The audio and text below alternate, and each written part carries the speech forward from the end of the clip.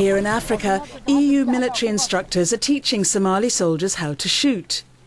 In partnership with the African Union, EU instructors are training Somali recruits in order to strengthen the military capacity of the Transitional Federal Government in Mogadishu. But the European Union training mission is not based in Somalia, where fighting is ongoing in the capital. Instead, Uganda has agreed to allow the 14 participating EU countries to build a training camp over the border in Uganda. 2,000 recruits are being flown from Somalia to Uganda, where they're receiving 6 months of intense military training before returning to Mogadishu, ready to fight. The headquarters of the European training mission are based in the Ugandan capital, Kampala. The EU knows that the Somali government controls just a part of Mogadishu, plus the airport and the harbour, but not the whole country. The EU mission aims to enable the government to fight pirates, rebels and terrorists. We have an urban combat module which aims to give soldiers the skills to avoid doing what they always used to do: fire left and right, fire in all directions. The military are there to give the Transitional Federal Government the means to assert their sovereignty across the whole of Somalia. If the EU does not help establish stability in Somalia, does not help establish the legitimate transitional government, the problem of piracy will continue.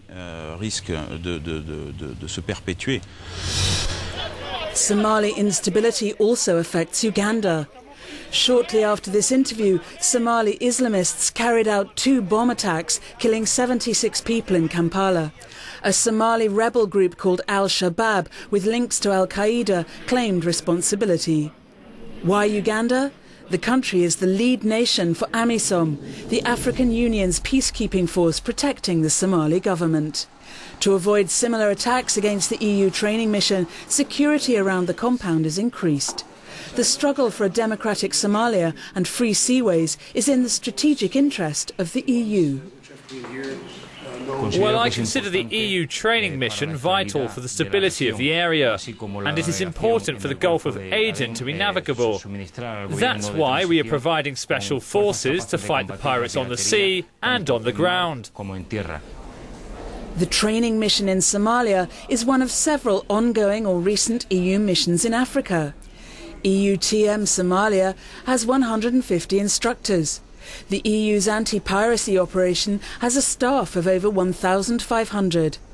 And Europe finances the 6,000 African Union's peacekeepers in Somalia. It takes almost a full day to reach the remote military training base in the Uganda countryside. Some military analysts doubt whether the military operation will solve the Somali conflict. But after the Kampala bombings, the EU made it clear that military cooperation with Uganda and Somalia would go ahead.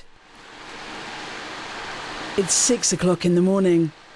Time for EU instructor Jukka from the Finnish Navy to get up. Jukka has experience in Kosovo and other parts of Africa. His current task is to train an elite corps of officers for the Somali army. He wears a Peacekeepers Brotherhood necklet from Eritrea alongside his military dog tag and a religious pendant. Jukka is a firm believer in God. It's good to know that someone's taking care of you, he says. After a dispute between the Somali government and authorities in the breakaway region of Puntland, 250 Puntland recruits were pulled out of the programme. But tribal or clan loyalties are not the main problem for the EU instructors. I think that the basic thing is to lift their basic soldiers' level to the certain level that will assure their survival in the battlefield. EU, African Union and the Uganda-dominated Somali peacekeeping force AMISOM are working together. The EU budgeted €100 million for AMISOM.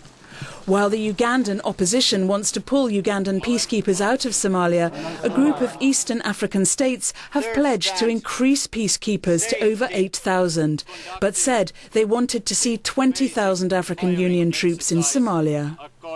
The USA provides uniforms and salaries for Somali recruits, as well as continued payment once they return to Mogadishu. Concern that the recruits would defect if they were not guaranteed food and wages after their return had previously been a major worry. But the recruits we met in Bihanga seemed to be well motivated to fight for the official government. The reason which is caused to take the weapon, it was when the terrorists coming in Somalia. The enemy is only Al-Qaeda. There's no other one. I'm fighting only to clean the enemy with our country. Some 10 Somalis were sent home at the beginning of the mission for stirring up rivalries among the recruits, who are selected from a cross-section of clans. Since then, the principle of mixed platoons works well, says the Swedish major in charge. The idea to mix them up is to make them be a real country, Somalia, not clans. So we try to, in vetting, take as much as possible. If we have a big clan, we try to split it up into 9 different training teams. The EU aims to make Somali soldiers fight for their nation, not for their clan. The extremist Al-Shabaab Islamists have imposed a rule of fear in southern Somalia. During a training break, the instructors talk about the recruits' personal stories. Not so long time ago, the extreme Islamistic militia took over the part of the town where his family lives, and at the end of the day, when he returned back home, he found his wife and 2 little kids. Their life was taken. We meet Mohammed, the man who lost his family in the terrorist Al-Shabaab attack. He's still too traumatized to talk about his experiences, but he is convinced that Somalia must defeat all extremist forces. I volunteered for the EU and African Union training programme because I want to learn how to get my country out of this civil war, which has been going on for 20 years. I'm ready to give my life, all my strength, my blood, to stop this civil war, which is devastating my country.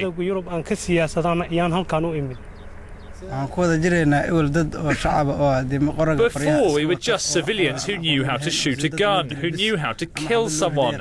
But now, with this training from the EU and Uganda, we can operate like real soldiers, like professionals with technical, tactical and strategic skills. We are united against the enemy. 6